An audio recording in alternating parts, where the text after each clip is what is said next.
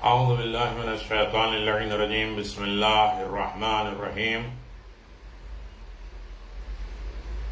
الحمد للہ رب العالمین والصلاة والسلام علی النبی الکریم وعلی آلہ الطیبین الطاہرین المعصومین المنتجبین ولعنۃ اللہ علی اعدائہم من الآن الى قیام یوم الدین آمین یا رب العالمین. اما بعد فقد قال اللہ تبارک و تعالی فی قرآن مجید بسم اللہ الرحمن الرحیم یا ایھا الذین آمنوا کتب علیکم الصیام کما کتب علی الذین من قبلکم لعلکم تتقون. مومنین کرام سامعین محترم، 16 ماہ رمضان ہمارے لیے کیا دستور لے کے آیا ہے، ہماری زندگی کے طور طریقے کیا بیان کیے گئے ہیں. 16 ماہ رمضان ہمیں سکھاتا کیا ہے، ہمیں بتلاتا کیا ہے. پیغمبر اسلام صلی اللہ علیہ وسلم نے فرمایا اللہم وفقنی فیہ لمرافقۃ الابرار وجنبنی فیہ لمرافقۃ الاشرار واوعنی فیہ برحمتک الی دار القرار بإلہیتک یا الہ العالمین. خدایا مجھ کو اس دن میں نیک بندوں کی دوستی اور صحبت کی توفیق عطا فرما، بد کرداروں کی رفاقت سے مجھ کو دور رکھ، اور اس دن میں مجھ کو اپنی رحمت سے جنت الفردوس میں آرام کی جگہ عنایت فرما. تیری الوہیت کا واسطہ ہے دو جہاں کے معبود پروردگار. اس کا مطلب یہ ہے کہ بندہ اپنے خالق سے 3 چیزوں کی درخواست کر رہا ہے. 3 مطالبے ہیں. 16 ماہ رمضان کو ہمیں پروردگار کی بارگاہ میں حاضر ہو رہے ہیں اور اللہ تبارک و تعالیٰ سے مطالبہ کر رہے ہیں کہ میرے کریم پروردگار ہمیں متقی بنا دے. اور متقی بننے کی یہ زینے ہیں، یہ منزل ہے، یہ رفعت ہے، بلندی ہے. پہلی چیز ہے نیک بندوں کی دوستی اور صحبت کی توفیق مانگی گئی. دوسری ہے برے لوگوں کی رفاقت سے دوری، اور تیسری اپنے لیے بہشت میں مقام، اپنے لیے جنت میں مقام. پہلے جملے کی طرف اگر غور کیا جائے تو 30 پیغام 30 روزے کے ضمن میں تھوڑے اشارتاً گفتگو ہوتی ہے. اس میں انشاءاللہ تھوڑی تفصیلی گفتگو ہوگی. اللہم وفقنی فیہ لمرافقۃ الابرار لغت میں بر زیر کے ساتھ آیا ہے. ہر نیک کام کو کہتے ہیں اور اس کا اطلاق تمام واجبات، مستحبات اور ہر قسم کی اطاعت اور عبادت پہ ہوتا ہے. اس کی جمع ہے ابرار اور بررہ ہے. خلاصہ یہ ہے کہ ہر نیکی خیر کو بر کہا جاتا ہے اور نیکی کرنے والے کو بر یا بار کہا جاتا ہے، یا بر کی جمع ابرار ہے. اس دعا میں ابرار سے مراد نیک کام انجام دینے والے لوگ. اگر ہمیں اپنے عمل اور فکر و ارادے کو ابرار کے مطابق موافق کرنا ہے تو سب سے پہلے ابرار کی پہچان ہونی چاہیے، اس کی معرفت ہونا چاہیے کہ ابرار ہے کون. ابرار کے کامل ترین مصداق انبیاء کرام، ائمہ معصومین، اہل بیت علیہم الصلوۃ والسلام، اور انہی کے کما حق کا معرفت عام انسان کے عقل و خیرات اور تمام بزرگی اور تمام عقل سے بالا ہے. لہذا باطنی ظاہری طہارت کی بنا پر ہماری فکر جتنی بلند ہوگی مقام ابرار کا ادراک بھی اسی حد تک ممکن ہے. ابرار کو ہم اسی طرح درک کر سکتے ہیں، حاصل کر سکتے ہیں. مرافقت کیا ہے لغت میں؟ موافقہ سے مراد 2 چیزیں ہیں. 2 آدمی کا ایک جگہ جمع ہو جانا، ایک فکر ہونا، ایک خیال ہونا، رائے میں ارادے کے مطابق، عمل، رفتار و کردار کے مطابق 2 آدمیوں یا 2 گروہوں یا 2 چیزوں کا ایک ہونا، یہ ہے موافقت. ان تمام صفات میں اتفاق ہو تو گویا دونوں میں موافقت پائی جاتی ہے. سوچ میں، فکر میں، خیال میں، عمل میں، رفتار میں، ارادے میں، رائے میں دونوں کی ایک موافقت پائی جائے، اگرچہ زمان اور مکان کے لحاظ سے ایک دوسرے سے دور ہوں، اس زمانے کے نہ ہوں، ہمارے یہاں پاس میں نہ ہو، تب بھی ہم ان کے ساتھ عمل کے اعتبار سے، روح کے اعتبار سے ان کے ساتھ رہیں۔ قرآن کریم میں کونوا مع الصادقین، ہمارے زمانے کے امام نہیں ہیں، زمانے کے امام تو ہیں، لیکن نہ زمانہ ہم در کر پا رہے ہیں، نہ مکان جگہ ہم در کر پا رہے ہیں، پھر بھی ہم ان کے ساتھ عمل، رفتار، کردار، ارادے، احکام کے اعتبار سے موافقت الابرار۔ اس وضاحت کے بعد یہ بات روشن ہو جاتی ہے کہ مقام ابرار تک رسائی، پہنچ ان کے موافقت اور معیت کے لیے صرف ان کے ہمراہ اٹھنا بیٹھنا کافی نہیں ہے، بلکہ فکر اور عمل بھی ان کے ساتھ ہو جائے۔ نہیں بس مولا کی بزم میں، مجلس میں، محفل میں بیٹھ گئے، یہ کافی نہیں ہے، ہماری فکر و ہمارے عمل، ہمارے خیالات، ہمارے سوچ وچار بھی ان کے ساتھ ہو جائے۔ ورنہ زمانے رسالت میں بہت سے لوگ ایسے تھے جو آپ کے ساتھ، آپ کے ہمراہ تھے، مگر فکر عمل کے اعتبار سے رسول سے بہت دور تھے۔ ابو نصر کا امام رضا علیہ السلام کے ہمراہی پر افتخار کرنا، فخر کرنا کہ میں امام رضا کے ساتھ، اور امام کی نصیحت احمد ابن نصر بزنتی امام علی رضا علیہ السلام کے خاص صحابیوں میں تھے، جن سے بہت سی حدیثیں امام رضا کی ہیں، جو اپنے دور کے بڑے عالم تھے۔ ایک دن خراسان میں ابو نصر نے امام علیہ السلام سے خواہش کی کہ آقا میں چاہتا ہوں ایسے وقت میں آپ کے گھر آؤں جب کوئی نہ ہو، حکومت کی طرف سے بھی آپ پر کوئی پریشانی نہ ہو، تاکہ میں آپ سے کچھ اہم سوالات کر سکوں۔ امام نے فرمایا ٹھیک ہے، مناسب موقع پر میں خود تمہیں بلا لوں گا۔ اس کے بعد چند دن کے بعد آدھی رات کے قریب امام نے اپنے غلام کے ہمراہ اپنے مخصوص سواری کو، اپنی سواری بھی دیا، اپنے غلام کو بھی دیا، اور ابو نصر کے گھر بھیج کر اپنے گھر بلوایا۔ بہت دیر تک سوال و جوابات کا سلسلہ چلتا رہا۔ جب گفتگو تمام ہو گئی، ابو نصر اجازت لے کر اپنے گھر واپس جانا چاہتے تھے، تو امام نے فرمایا اے ابو نصر، رات کافی ہو چکی ہے، لوگ سو چکے ہیں، اب کہاں گھر جاؤ گے، میرے پاس ہی رک جاؤ۔ اللہ اکبر! یہ سن کر ابو نصر خوش ہو گئے۔ امام نے غلام کو حکم دیا ابو نصر کے لیے میرا مخصوص بستر بنا دینا، یہ میرے خاص مہمان ہیں۔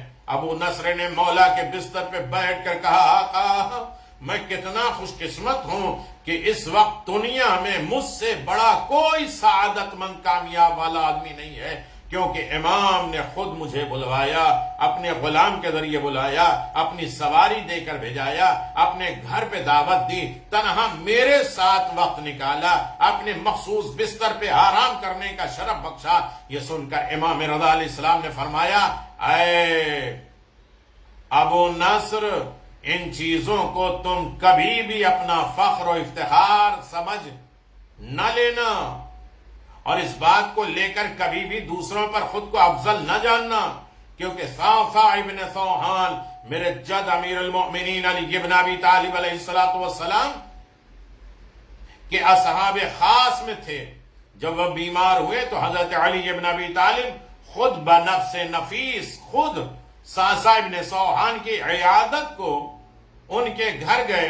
لہذا ان چیزوں کو اپنے باکمال ہونے کی دلیل نہ بناؤ، یہ جو کچھ میں نے تمہارے ساتھ کیا یہ میرا اخلاق ہے اور شرعی فریضہ تھا جسے میں نے انجام دے دیا۔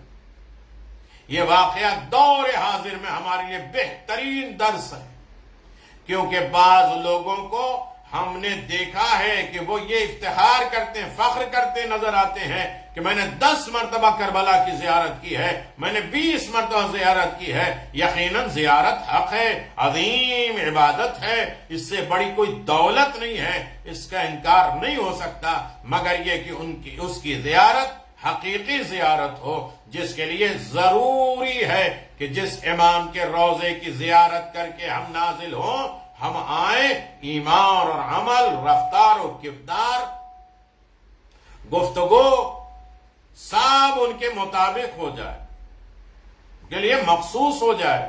یہ ہے مرافقت الابرار کی بولتی تصویر ہے کہ ہماری سوچ فکر بھی ان کے ساتھ، عمل بھی ان کے ساتھ وابستہ ہو جائے۔ ابرار کا مقام اور منزل قرآن مجید میں نیکوکار کا لفظ، یعنی 16 ماہ رمضان میں انسان کچھ بھی نہ پڑھے تو کم از کم ایک چھوٹی سی دعا پر غور و فکر کرے، اس کے ڈیپ میں جائے، اس کی گہرائیوں میں جائے، اسے سرچ کرے۔ قرآن کہتا ہے وَمَا عِندَ اللَّهِ خَيْرُ الْأَبْرَارِ، جو کچھ بھی اللہ کے پاس ہے سب نیک افراد کے لیے خیر ہی خیر۔ إِنَّ الْأَبْرَارَ لَفِي نَعِيمٍ عَلَى الْأَرَائِكِ يَنظُرُونَ، بے شک نیک لوگ نعمتوں میں ہوں گے، تختوں پر بیٹھے ہوں گے، نظارے کر رہے ہوں گے۔ قرآن کہتا ہے ان الابرار یشربون من کاس کان مزاجها کافورا، یقیناً نیک بندے اس پیالے سے پیئیں گے جس میں شراب کے ساتھ کافور کی بھی آمیزش ہوگی۔ اس کے علاوہ اور بھی آیات ہیں جس میں دنیا اور آخرت میں ابرار، نیکوکار، اچھے لوگوں کے مقام اور منزلت کا ذکر کیا گیا ہے۔ سورہ آل عمران دیکھ لیجئے، سورہ مطففین دیکھ لیجئے، ان تمام چیزوں میں ابرار کا تذکرہ ہے۔ بر اور نیکی کی برکتیں کیا ہوتی ہیں، کیوں ہو جائیں میں ابرار کے ساتھ، نیکی کیا ہوتی ہے، اس پر بھی ہمیں غور کرنا ہے۔ نیکی کی برکت پہلی چیز یہ ہوتی ہے کہ لمبی عمر ہو جاتی ہے۔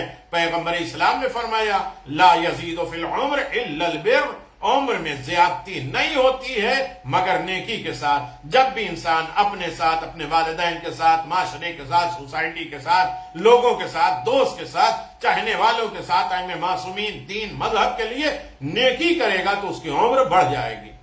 دوسری برکت ہے وسعت رزق، ان البر وصلۃ یستطیلان الاعمار، نیکی اور صلہ رحم رشتہ داروں کے ساتھ عمروں کو لمبی کر دیتی ہیں، رشتہ داروں کے ساتھ اچھا سلوک اچھی عمر بڑھا دیتی ہے۔ فقر و فاقے کی دوری، غربت کی دوری ہو جاتی ہے۔ امام جعفر صادق علیہ السلام فرماتے ہیں البر صدقۃ السر ینفعان الفقر، نیکی اور پوشیدہ صدقہ فقر کو دور کر دیتا ہے، غربت کو دور کر دیتا ہے۔ ابرار نیک افراد کی نشانیاں کیا ہیں؟ اب ہم دعویٰ کرتے ہیں ہم نیک ہیں، ہم ابرار میں ہیں، ہم بر کرتے ہیں، نیکیاں کرتے ہیں، تو اس کی علامتیں کچھ نشانی ہونی چاہیے۔ رسول خدا صلی اللہ علیہ وسلم نے فرمایا ابرار نیکوکار کی 10 نشانیاں ہیں، 10 چیزیں ہیں جو نیکوکار میں پائی جاتی ہے۔ یہ میں ایک میٹر دے رہا ہوں تاکہ اس کے اوپر اشرے ہو سکیں۔ علامت البار فعشرت یحب فی اللہ یبغض فی اللہ یصاحب فی اللہ یفارق فی اللہ یبغض فی اللہ یرضى فی اللہ یعمل للہ یطلب علیہ یخشى للہ خائفا مخوفا طاہرا مخلصا مستجیرا مرافقت لحسن فی اللہ۔ نیک انسان کی 10 علامتیں ہیں۔ دوستی اور محبت صرف خدا کے لیے کرتا ہے، کسی سے دوستی، کسی سے محبت خدا کے لیے، للہیت، اپنی نہیں، اپنی پارٹی ہے، اپنے فیور میں ہے، اپنی انجمن میں ہے، اپنا جو ہے خیال رکھتی ہے اس لیے اس سے دوستی ہے، نہیں، للہیت دوستی ہو۔ دشمنی عناد بھی خدا کے لیے ہو، ذاتی دشمنی نہ ہو۔ کسی کے ساتھ اٹھنا بیٹھنا خدا کے لیے ہو، کسی سے دوری خدا کے لیے ہو، کسی سے ناراضگی خدا کے لیے ہو، کسی سے رضایت بھی خدا کے لیے ہو۔ کوئی بھی کام خدا کی قربت کے لیے کرتا رہے اور وہ ہمیشہ خدا کی تلاش میں رہتا ہے، خدا کے سامنے تواضع، انکساری، خوفزدہ، ہراساں، ڈرا ہوا، پاک، مخلص، باحیا، اپنے نفس کا محافظ اور حساب و کتاب لینے والا انسان ہو تو نیکوکار ہے۔ 10واں ہے اور صرف خدا کے لیے نیکی انجام دے، ریاکاری نہیں، اس تسبیح سے یہ فائدہ، یہ دعا کا یہ فائدہ، یہ آیتوں کا یہ فائدہ، یہ فائدے کے لیے کام نہ کرے بلکہ خدا کے لیے نیکی کرے۔ نیکی کے ساتھ تو پروردگار فائدہ دیتا ہی۔ ہمارا بزنس نہ ہو ہر عمل میں، یہ 2 رکعت کا یہ فائدہ ہے، تسبیح کا یہ فائدہ ہے، مناجات کا یہ فائدہ ہے، صرف بزنس میں لگے رہیں۔ جس میں یہ صفات ہوں وہی افراد ابرار ہیں، نیکوکار ہیں۔ اہل بیت اس حدیث کامل ترین مصداق میں امام حسن مجتبی فرماتے ہیں کل ما فی کتاب اللہ عز وجل فی قولہ ان الابرار فواللہ ما اراد به الا علی بن ابی طالب فاطمہ وانا والحسین علیہم السلام۔ قرآن کریم میں جہاں بھی ان الابرار آیا ہے، خدا کی قسم اس سے خدا کی مراد ہے، خدا کی قسم اس سے خدا مراد لیتا ہے علی ابن ابی طالب، فاطمہ زہرا، حسن مجتبی، حسین شہید کربلا کی محبت مقصد لیتا ہے، مراد لیتا ہے۔ آج خدا سے دوسرا یہی دعا ہے کہ ہمیں محمد اور آل محمد کے ہمراہ، ان کے جوار میں، ان کے ساتھ فکر عمل میں ہمیں محشور فرمائے، آمین۔ دوسرا جملہ وَجَنِّبْنِي فِيهِ مرافقت الاشرار، دعا کے جملے میں جنبنی مادہ جنب سے ہے، جس کے معنی پہلو نشیست، ہمارا جنب یعنی پہلو، ہمارے پہلو میں بغل میں بیٹھنے والا، مگر جنب جب باب تفعیل میں آتا ہے تو اس کے برعکس معنی ہو جاتے ہیں، یعنی دوری اور اجتناب برتنے والا۔ یہاں پر وجنبنی باب تفعیل کا صیغہ ہے، لہذا اس کے معنی مجھ کو دور رکھ کے، مرافقت، رفاقت اور دوستی کو کہتے ہیں۔ اشرار کیا ہے؟ شر، شریر کی جمع، شریر صاحب شر کو کہتے ہیں۔ خیر و شر کے متعلق مکمل گفتگو تو ہو چکی ہے، وَجَعَلْ لِي نَصِيبًا مِّن كُلِّ خَيْرٍ تُنزِلُ فِيهِ، اس جملے میں آپ سے گفتگو ہو چکی ہے تیسری ماہ رمضان کو۔ اشرار کی ضد اخیار، ابرار ہیں، شر کے اپوزٹ جو ہے وہ خیر ہے، ابرار ہے، بیر ہے۔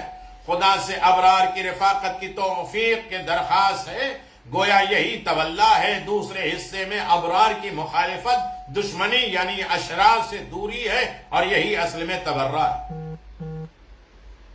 اشرار کو سمجھنے کے لیے نقطہ مقابل کو جاننا ضروری ہے۔ اگر آپ نے اخیار ابرار کی مصادیق کو جان لیا تو پھر جو ان کے مقابل میں ہیں انہیں بھی جاننا ضروری ہے۔ شہید متحری لکھتے ہیں اگر نیکیوں اور برائیوں کے درمیان میں تقابل نہ ہوتا، مقابلہ نہ ہوتا، نہ نیکی کہی جانے کے قابل ہوتی، نہ برائی کہی جاتی، کیونکہ ہر چیز اپنے نقطہ مقابل، اپنی ضد کے ذریعے پہچانی جاتی ہے۔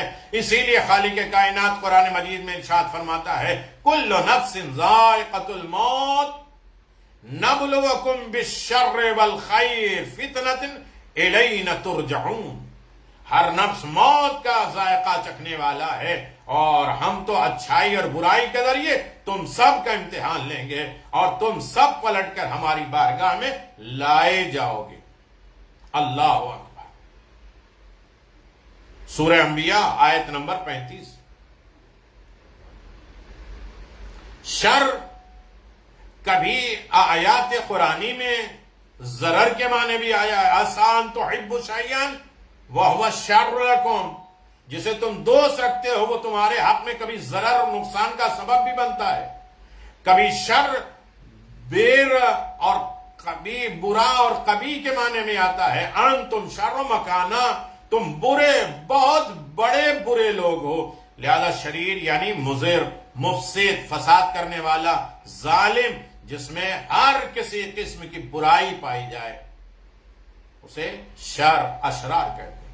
اشرار کی علامت کیا ہے؟ شر لوگوں کی ظلم ستم کا پیشوا ہوتا ہے، رسول مقبول نے فرمایا ان شر الناس عند اللہ امام جاہد ظل وظل بہ فامات سنتا ماخوذۃ واحیا بدعۃ متروکہ، یعنی لوگوں میں بدترین شخص وہ ہے جو اللہ کی نظر میں ظلم ستم کا پیشوا اور رہبر لیڈر ہے، گمراہ ہو اور جس سے گمراہی پھیلتی ہو، جس نے موجودہ سنت کو ختم کیا اور متروکہ بدعت کو زندہ کر دیا۔ اور رسول کے زمانے میں یہ تو سنت نہیں تھی، میں اسے سنت بناتا ہوں، رسول کے زمانے میں یہ سنتیں تھیں، ہم اسے حرام کر دیتے ہیں۔ اس سے بڑا ظالم پیشوا کون ہوگا جس نے ظلم کو رائج کر دیا؟ یہ ہے شر، یہ ہے اشرار۔ جو پہنچ گئے انہیں سلام، جو نہیں پہنچے انہیں دعا ہے کہ وہ بھی شر سے بچیں، اشرار سے بچیں، نفرت کریں، تبرہ کریں۔ نمبر 2، دنیا کے عوض آخرت کو بیچ دینا۔ اشرار جو ہوتے ہیں وہ دنیا کے مقابل میں آخرت کو بیچ دیتے ہیں۔ یا علی شر الناس من باع آخرتہ بالدعاء یا بالدنیا، اے علی بدترین شخص وہ ہے جس نے اپنی آخرت کو دنیا کے عوض بیچ دیا۔ نمبر 3، ظالم کی مدد کرنے والا، یہ بھی اشرار ہے۔ مولا کائنات فرماتے ہیں شر الناس من یعین علی مظلوم، بدترین شخص وہ ہے جو مظلوم کے خلاف ظالم کی مدد کرتا ہے۔ چوتھی علامت منافق، اشرار۔ رسول خدا نے فرمایا انا من شر الناس عند اللہ عز وجل یوم القیامہ ذی الوجہین۔ اللہ، بدترین شخص قیامت کے دن اللہ کی نظر میں وہ ہوگا جس کے 2 چہرے ہوں گے۔ ان کے علاوہ بہت سی روایتیں ہیں جس میں اشرار کی صفتیں بتائی گئی، خصلتیں بتائی گئی۔ اشرار یعنی برے لوگ، شر والے خائن ہوتے ہیں، امانت دار نہیں ہوتے، عالم سوء ہوتے ہیں، وغیرہ وغیرہ بہت سی چیزیں۔ اشرار سے دوستی کا نتیجہ، شر لوگوں سے دوستی کا نتیجہ کیا ہے؟ تباہی اور بربادی۔ امیر المؤمنین علی بن ابی طالب علیہ الصلوۃ والسلام فرماتے ہیں مصاحبۃ الاشرار توجب التلف، اشرار کی دوستی تباہی کا سبب ہے۔ جس کا دوست برا ہوگا یقیناً اس انسان کی دنیا اور آخرت دونوں برباد۔ ممکن ہے دنیا میں ظاہری فائدے تو حاصل ہو جائے مگر یقینی طور پہ اس کی آخرت برباد ہے۔ ایسے لوگ قیامت کے دن میدان محشر میں اپنے دوست پر اپنے ہاتھ کو ملیں گے، کفِ دست، یا ویلتنی لیتنی لم اتخذ فلانا خلیلا، آئے افسوس کاش میں نے فلاں شخص کو اپنا دوست نہ بنایا ہوتا۔ لہذا کسی سے دوستی کرنے سے پہلے اس کے انجام کار کو دیکھ لیے۔ ہاں، یہ اور بات ہے کہ اگر کوئی بروں کو راہ راست پہ لانے کی غرض سے دوستی کرے تو اسے چاہیے کہ وہ خود پوری طرح علم اور عمل سے آراستہ ہو، ورنہ خود اسی میں گھسٹ جائے، دوسروں کو سمجھانے میں خود بھی برا ہو جائے، تو اس کا ثواب آپ کو بھی ملے گا اور وہ راہ راست پہ آنے والے کو۔ تو پھر اتمام حجت کے بعد اس کے ہمراہ نہ رہے بلکہ اس سے دوری اختیار کریں اگر وہ نہ مانے، ورنہ اس کی برائیوں میں آپ کی بھی شرکت ہو جائے گی اور آہستہ آہستہ اس کا رنگ آپ کے وجود میں چڑھنے لگے گا۔ مولا فرماتے ہیں مصاحبۃ الاشرار توجب سوء الظن بالاخیار، بروں کی دوستی نیک لوگوں سے سوء ظن پیدا کر دیتی۔ ہم بروں کے ساتھ بیٹھیں گے، اچھے لوگ بھی ہمارے بارے میں برا سوچنے لگیں گے، ارے انہی کے ساتھ بیٹھے، انہی کے ساتھ جا رہے ہیں، وہ بھی شراب پیتے ہوں گے، وہ بھی غیبت کرتے ہوں گے، وہ بھی جھوٹ بولتے ہوں گے، یہ برے لوگ۔ تو اچھے لوگ بھی سوء ظن کرنے لگتے ہیں، برا خیال ہمارے لیے کرتے ہیں اس لیے کہ ہم برے لوگوں کے ساتھ بیٹھتے ہیں۔ عزیزان محترم، مشاہدہ کیا گیا ہے کچھ لوگ، کچھ عالم نما دنیا پرست جاہلوں کی بز میں بیٹھ کر اولیاء الہی، مرجع تقلید، علماء، اللہ کے نیکوکار دوست کی شان میں گستاخی کرتے ہیں اور اس طرح اپنی آخرت کو برباد کر لیتے ہیں۔ لہذا آج کے دن یہی دعا ہے، خدایا ہمیں بروں کی صحبت سے دور کر دے۔ تیسرا جملہ، وَأَوِعْنِ فِيهِ بِرَحْمَتِكَ إِلَى دَارِ الْقَرَارِ۔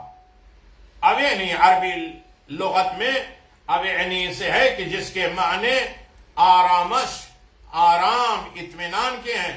یہ کلمہ اس وقت استعمال ہوتا ہے جب کوئی تکلیف دہ چیز آپ کے راہ میں رکاوٹ بن جائے، آپ کے لیے آرام ہی آرام رہ جائے۔ رحمت اللہ کا لطف و کرم اور اس کی محبت اور عطوفت کو کہتے ہیں۔ رحمت کی ضد ہے لغت میں لعنت، رحمت کے اپوزٹ ہے لعنت۔ لعنت یعنی اللہ کی رحمت سے دوری۔ لہذا انسان یا مرحوم ہوتا ہے یا ملعون ہوتا ہے۔ مرحوم کے معنی صرف مرنے والے کے نہیں، بلکہ مرنے والا اگر رحمت الہی کا حامل ہوگا تو اسے مرحوم کہا جاتا ہے یا مرحومہ کہا جاتا ہے۔ چونکہ ہم اہل بیت کے چاہنے والے ہیں، اللہ کا خاص لطف و کرم ہے، لہذا ہمارے مرنے والے مرحوم ہوتے ہیں۔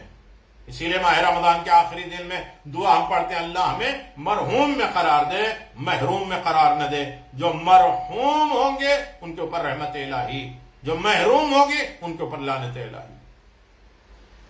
دار القرار، قرار یعنی ثبات، جگہ، مستقل، مقام، پائیدار۔ چنانچہ قرآن مجید کہتا ہے ان الآخرۃ ہی دار القرار، یقیناً آخرت ہی دائمی جگہ رکھنے کی جگہ ہے، رہنے کی جگہ ہے۔ ان تمام الفاظ کے ساتھ اگر یہ خلاصہ آپ کی خدمت میں بیان کر دیا جائے کہ خدایا مجھے اس دن اپنی رحمت عطوفت کے ذریعے قرار اور سکون کی جگہ میں مجھے آرام اور سکون عطا فرما۔ یقیناً دنیا دار القرار نہیں ہے، رہنے کی جگہ نہیں ہے، بلکہ یہ دار الفرار ہے، دنیا سے بھاگنے کی جگہ ہے۔ ہر کسی کو یہاں سے گزر جانا، یہ بات سب جانتے ہیں، یہ دنیا رہنے کی جگہ نہیں ہے بلکہ دار البقاء، دار القرار وہ مقام ہے جہاں ہمیں ہمیشہ رہنا ہے۔ مگر پھر بھی ہم لوگ وہاں رہنے کے بجائے یہاں رہنے کی فکر میں رہتے ہیں۔ آخرت اچھے اور برے ہر ایک کے لیے دار القرار ہے، مگر اللہ کی رحمت کے ذریعے جو دار القرار نصیب ہوگی وہ جنت ہے۔ بروں کو اللہ کے غضب کے ذریعے جو دار القرار نصیب ہوگی، ہمیشہ جہاں رہیں گے وہ جہنم ہے۔ چنانچہ قرآن مجید میں کفران نعمت کرنے والوں کے آخرت کا ٹھکانہ بیان کیا گیا ہے، وَجَهَنَّمَ يَصْلَوْنَهَا بِئْسَ الْقَرَارِ، وہ جہنم میں سب واصل ہوں گے، بدترین جگہ ہے۔ لہذا ہمیں اس دنیا میں وہ کام انجام دینے کی ضرورت ہے جس سے اللہ کی رحمت ہمارے شامل حال ہو، قیامت میں اللہ کی رحمت جس پر سایہ فگن ہو، اسی کو جنت القرار میں سکون و اطمینان حاصل ہو۔ آج کی دعا میں اخیار اور ابرار کی صحبت اور معیت اور ان کی ہمراہی کے علاوہ اشرار اور شر سے دوری کی التجا کی گئی ہے۔ اگر یہ توفیقات ہمیں حاصل ہو گئی ہے تو یقیناً ہم آخرت میں دار القرار کی شکل میں جنت نعیم میں جگہ پا جائیں گے، ہمیں جنت نصیب ہوگی، جنت کے سردار حسن حسین علیہ السلام۔ امام حسن مجتبیٰ کی آپ نے ولادت منائی اور حسین غریب کی شہادت شب جمعہ، غریب حسین کے روضے پر سب جا رہے ہیں، مولا اس رمضان کی دعا کو قبول کر لے، ہمیں روضہ حسین کی زیارت سے محروم نہ کرے۔ شب جمعہ قبر حسین پہ ہو، حسین کے مطیع فرما بردار ہو، حسین اور ان کے اصحاب، ان کے جانثار، ان کی اولاد، ان کے گھر والوں کے اوپر سلام دعا ہم جاری رکھیں۔ کتنے خوش نصیب ہوں گے وہ لوگ جو ماہ رمضان میں روضہ حسین کی زیارت کر رہے ہوں، انبیاء مرسلین سب جا رہے ہوں، حسین کو سلام کر رہے ہوں، کرتے ہیں آواز دیتے ہیں حسین تمہیں اکبر کا پرسہ، حسین تمہیں اصغر کا پرسہ۔ عباس با وفا کا پرسہ حسین کہتے جاؤ اب ہم جا رہے شام، جس نے کوفہ اور شام میں بے ردا ہو کے جس نے حسین کو بچایا اس کو پرسہ دینے کے لیے جائے۔ جناب زینب کہتے ہیں میرے چاہنے والے تم ہمارے اوپر احسان کرتے ہو، شہزادی ہم آپ کے اوپر کیسے احسان کریں؟ کہ جب تم مجلس کرتے ہو تو ہم تمہارے بہانے آ کے رو لیا کرتے، اس لیے کہ رونے نہیں دیا گیا۔ شب جمعہ زیارت حسین، مصائب حسین، سلام حسین، السلام علی الحسین وعلی علی ابن حسین وعلى اولاد الحسين وعلى صحاب الحسين اللهم عجل لوليك الفرج واجعل انصارك واعوانك ورحمة الله وبركاته يا الله يا رحمن يا رحيم يا مقلب القلوب ثبت قلبي على السلام عليكم أئمة الهدى ورحمة الله وبركاته استودعكم الله وأقرأ عليكم السلام آمنا بالله وبالرسول وبما جئتم به ودللتم عليه اللهم فاكتبنا مع الشاهدين